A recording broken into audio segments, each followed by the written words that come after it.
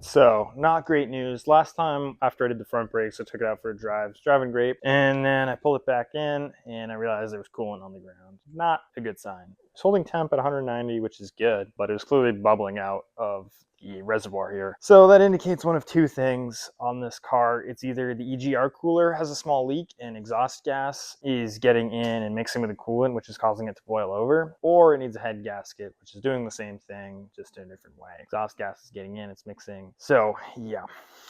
This here is a test kit I got off of Amazon. Basically what you do is you put this plug on the top of your reservoir cap for your coolant, put this on, and then you fill it with this blue fluid. It'll change to a green or yellow if, like, depending on the amount of CO2 that is mixed in with the coolant. So yeah, that can really determine how bad it is. I have an EGR delete coming literally tomorrow, which hopefully it's just the EGR cooler, and that way I can just bypass it, pull the cooler, and not have to worry about it right now. Less likely, it's more likely the head gasket, which kind of sucks, but doing a head gasket on these is actually pretty easy. So yeah, what I'm going to do now, car is cold. All I did was drive it down here, literally 15 seconds of driving. It's been sitting for 15-20 minutes now. I'm going to turn on, we're going to watch this color, see how drastically it changes. We'll do this again tomorrow after I do the EGR cooler to determine if that was the direct issue or if it is the head gasket, which hopefully it's just the EGR cooler.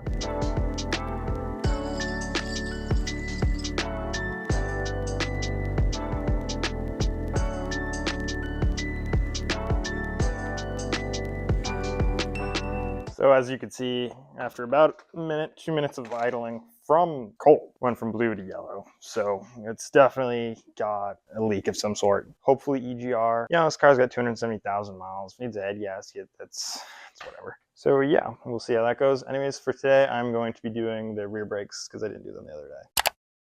Okay, so the first step to doing the rear brakes is removing this caliper. There's 2 bolts on the top and the bottom. I've got a 1/2 mil socket on it. I've got a 15 millimeter wrench. Remove this top bolt.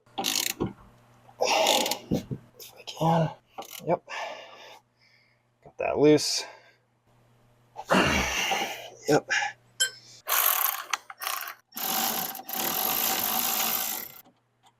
2 bolts. Yep. Pull these pads off.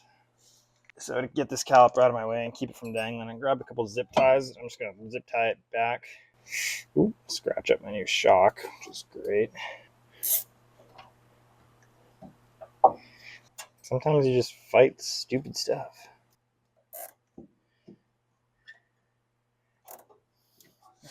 So next is going to be removing this bracket here, which I believe is an 8 millimeter Allen. Why they used Allens, I don't know, but at least they're not triple squares. That is happy in its home.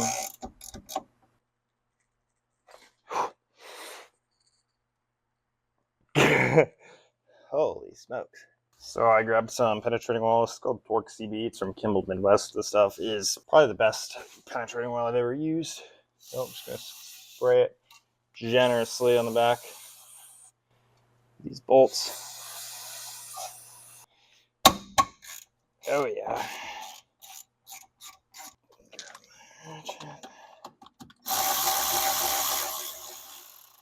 This bottom one's a little sloppy. So instead of the 8 mil, I have a 5/16 Allen that I'm going to try to break it off with.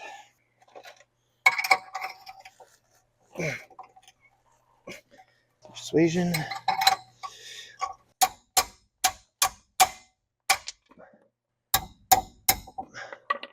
Problem is I don't have any 5/16 sockets. Otherwise this would be a lot easier. Holy crap. I'm going to try this one more time without heat.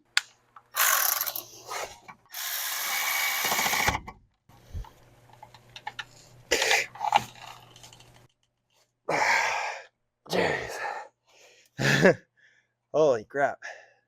So I've got a MAP gas torch. You got to be really careful when you're using one of these, especially in your brakes. You don't want to melt anything. You don't want to burn any holes. I'm right next to my fuel tank. Don't want to start a fire. Just be careful. Really careful when you're using heat.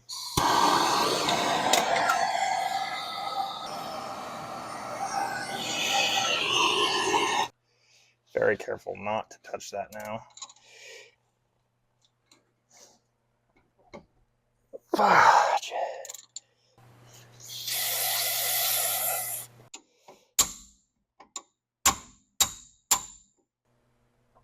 I can't tell if I'm moving that or if I'm stripping it. I think I'm stripping it. Dang.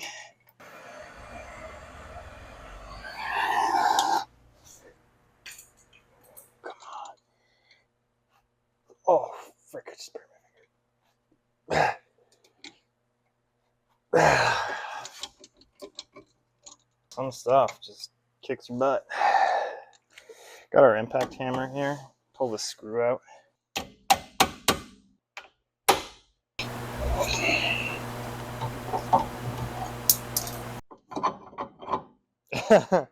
Oh, I could probably do it without the studs on. Just could try pulling them off. Sometimes things just don't go as you plan, and that sucks.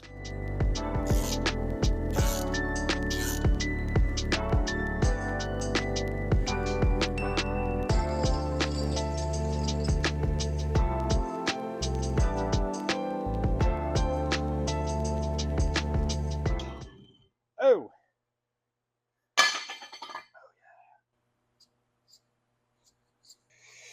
Definitely use some new rear wheel bearings, but that's okay. Little brake clean, wire brush. Clean this up.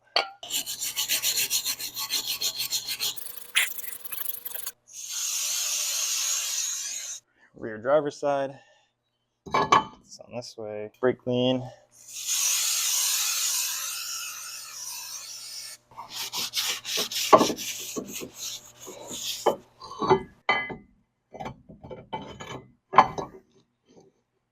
Install your new screw.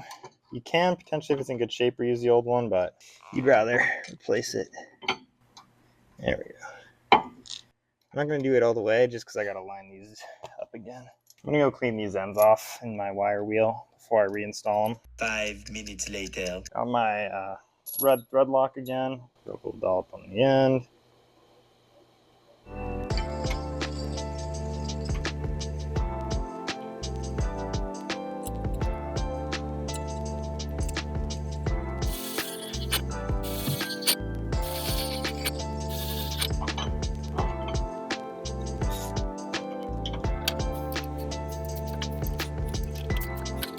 Now we can fully tighten our screw here. Make sure that's sitting on nice. Sweet. Nice. Reinstalling this top bracket screw. Bolt. It's very fast how a simple project suddenly takes a turn. Happens a lot. Really annoying, actually. So this brake kit comes with these new guides, which basically these pads sit on. It's always nice having a fresh set of guides on there. Just click into place. Really simple. Nice. These calipers are not like the front brakes. So the fronts we compress with the channel locks. This actually twists. So if you don't have the tool, which I actually don't, what you're going to have to do, cut your caliper free. So these two holes here, take some needle nose pliers, and what you do is you just twist it in, like you're threading it in. You also have to make sure that your parking brake is disengaged. A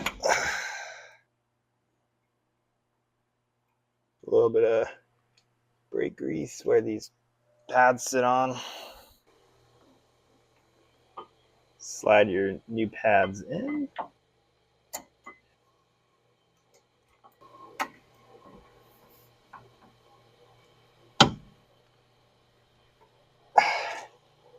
Really close. This is not an approved technique.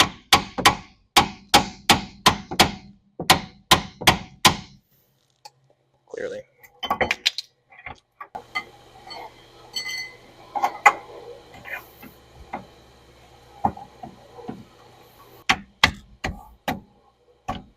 There we go.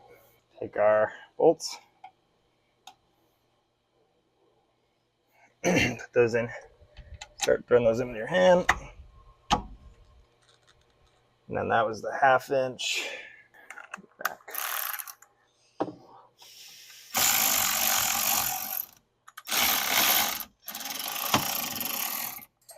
A wrench. on the back side.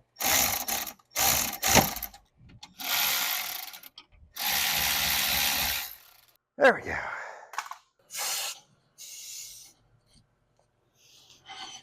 These might need to wear a little bit. Little tight. That's okay. Alright, so that shouldn't have been bad, but I fought way too many places. Yeah, when you're doing this yourself, caliper off, 2 bolts up top. You don't need to pull that sprocket off, turns out. As long as you don't have studs, or if you do have studs, pull the studs off, pull the screw, rotor comes off, new rotor on, new screw, new guides, new pads, caliper back on. It's honestly not too bad. I fought some stupid stuff, but whatever, got it done. It's on the car now. Let's do the other side.